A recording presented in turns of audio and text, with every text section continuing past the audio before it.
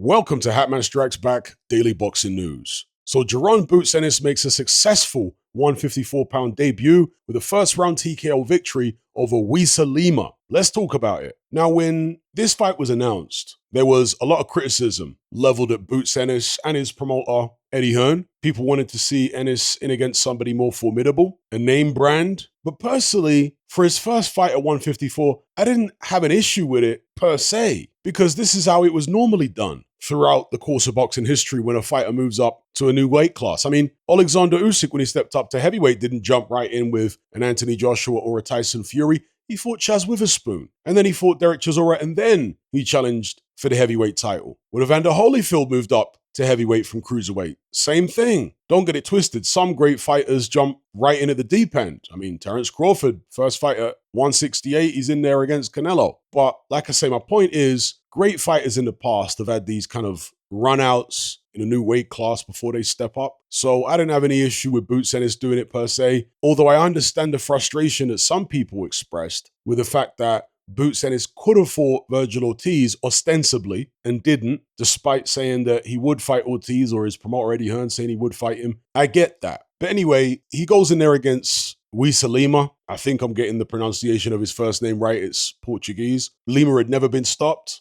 Southpaw, aggressive, can punch a little bit. Pretty much career long at 154. I think he'd fought as high as 160 before. Ennis comes out in an orthodox stance, taking a look at Lima in the early going, who was relatively circumspect by his standards. As soon as Ennis turned southpaw, and Ennis was keeping things relatively long range, as soon as he turned southpaw, the two guys tried to exchange right hooks. In fact, Ennis' shot was more like a right uppercut. His landed much better than Lima's did, and down went Lima after a couple of follow-ups from Boots Ennis. And you could tell that early that the writing was on the wall. He did get to his feet, but moments later he was dropped again. After rising for a second time, the fight was allowed to continue. Boots Ennis went in there, put a combination together. Some of the shots were blocked, but ultimately, towards the back end of the combination, some heavy ones got through. Lima looked worse for wear, and the referee decided to jump in and stop the fight, saving Lima from further punishment. I got no issue with the stoppage. Now, although it was a very short fight, I saw encouraging signs. And the reason I say that is because there were several fights at 147. I'm not talking about the most recent fight that Ennis had at 147, because in that one,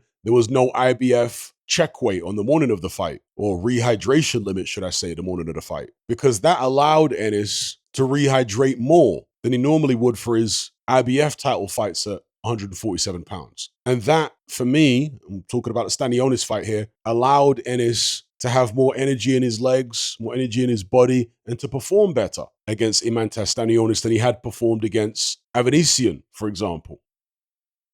Because in the previous two fights from Stanionis, his legs looked tired. Early in the fight, there was no bounce in the legs. There was no energy. He wasn't getting extension on his shots. Some people think he fought that way because he wanted to entertain. I don't buy it. I think he fought that way because he was absolutely dead at the weight. That's the way he looked to me. Against Stanionis, he looked better because, again, no rehydration limit for the morning of the fight. And at 154, he looked better still to me. Even though it was a short fight, I was looking for what Ennis's legs looked like. Could he maintain the distance? How sharp were his punches? Because a lot of his punches, again, going back to the Avanesian fight, looked forced. Even early on, they lacked snap. But here against Lima, the snap in his punches was there. The energy was there. The legs were there. The extension on the shots were there. The speed was there. The power was evidently there. I thought he looked great, as short as this fight was. He's never going to be a defensive genius, but when he's able to be fast and twitchy and energetic like that, he will get hit less because he can maintain the distance that he wants to maintain a bit better.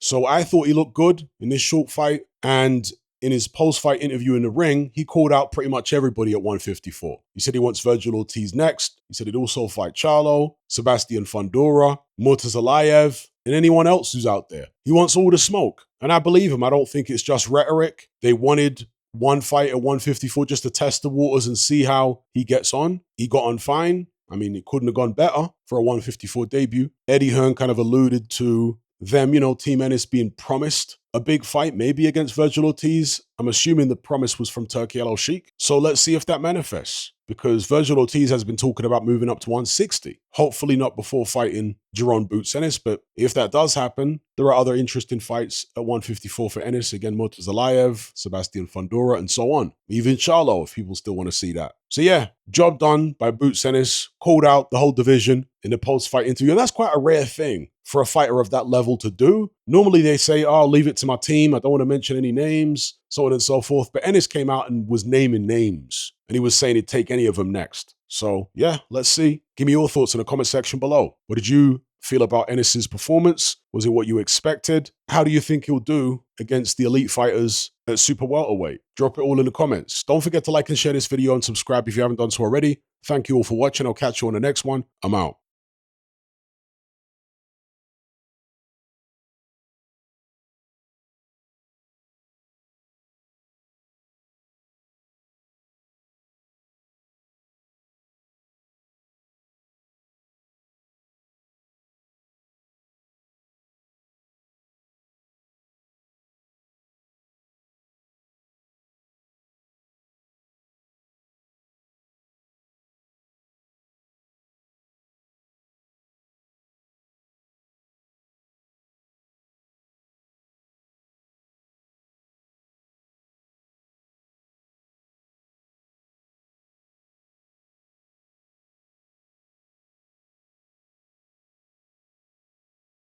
Are you surrounded by mindless bots in human form who adhere to the norm and blindly conform? Who swallow all the mainstream BS and actually ridicule you for questioning things? Do you wish you had more free-thinking individuals in your life to network and converse with? Well, look no further. We're right here. Come and join the Brotherhood of Reason on Patreon. You'll gain access to my weekly topical content where we take deep dives on an endless variety of subjects, as well as my vast back catalogue of podcasts, videos, interviews, movie decodings, and my Confessions of a Nightclub Bouncer series. You'll also get to talk and network with myself and hundreds of other people in our members chat. You can enjoy all this via the Patreon app or on desktop and download all my podcasts in high quality MP3. There's no contract, no commitment. You can cancel at any time, just like Netflix, but it's a hell of a lot cheaper. Just download the app from the Play Store or the App Store, or simply visit patreon.com on a web browser. Then head on over to my page and select the tier called the Brotherhood of Reason. All the links are in the description box below.